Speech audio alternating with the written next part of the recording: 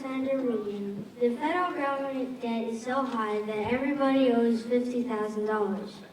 I don't even have a TV in my room, so how can I owe so much money? What's your name? Hank. Hank? How old are you, Hank? 9. 9. That's a good question, Hank. You're right, Hank. You know, what's happening in our country is unfair to you. We have people in Washington that don't care right now. Their argument is, you know what, I don't want to deal with this issue Hank just raised because I may lose my next election. So we'll figure it out eventually, but just not now because I got to get reelected. And it's been happening for way too long. And one of the reasons why it's happening is because the federal government has nothing to stop it from keep spending money. You know, they can keep printing money, they can keep borrowing money, but not forever. But they've been doing that for a very long time under both parties, although sadly under this president, he has grown the debt more than every president before him combined. But the other thing that's driving this debt, you know, in less than 5 years, 83% of our budget, 83% of the federal budget will be made up of 4 things: Medicare, Medicaid, Social Security, and the interest on the debt. That means with the other 17%, we're going to have to fund our roads and our safety net programs and the U.S. military and everything else the federal government does. That's not sustainable, guys. That's a debt crisis. Let me tell you what's going to happen. The people we borrow money from, one day they're going to say, I'm not sure if America can pay us back. We're either going to stop lending you money or you have to pay us more interest. And when that happens, we're going to be spending more on interest than we are on our military. So we have a real crisis on our hands. And I used to be able to tell people, by the time you're an adult, I got to tell you, if we keep doing what we're doing now, before you're even in high school, we might have that debt crisis. So we have to fix it. And the way to fix it is we have to save Social Security and Medicare. These programs are really important.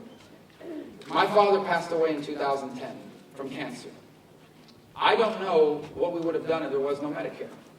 It provided not just his care, but ultimately his hospice care that allowed him to die with dignity and with security.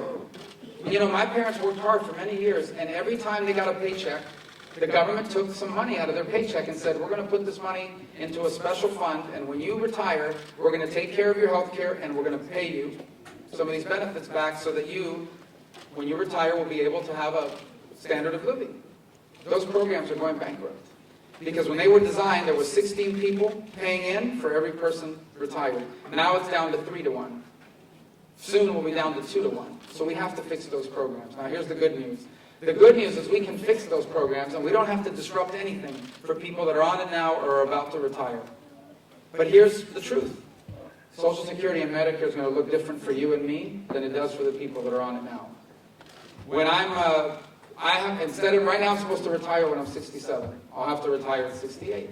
If I've made a lot of money, my Social Security is not going to grow as fast as someone who made less money. Medicare could be the option of taking my money and using it to buy a private plan that I like better. We have that now somewhat. It's called Medicare Advantage.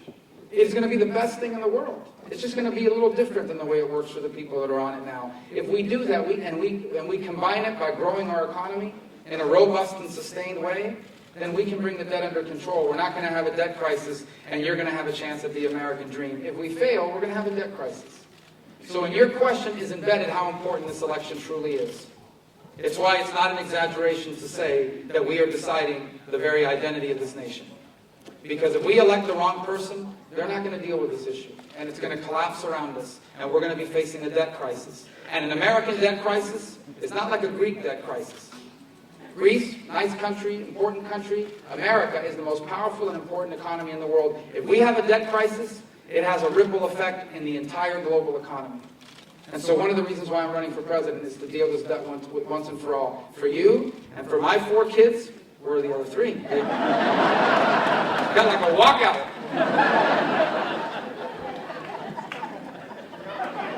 They're out campaigning now. For them and for you and for everyone in this room, I want those programs to exist. I don't want my mom to have to go through any disruptions because she's 85. And I want to be able to avoid us having a debt crisis. We're going to do that when I'm president.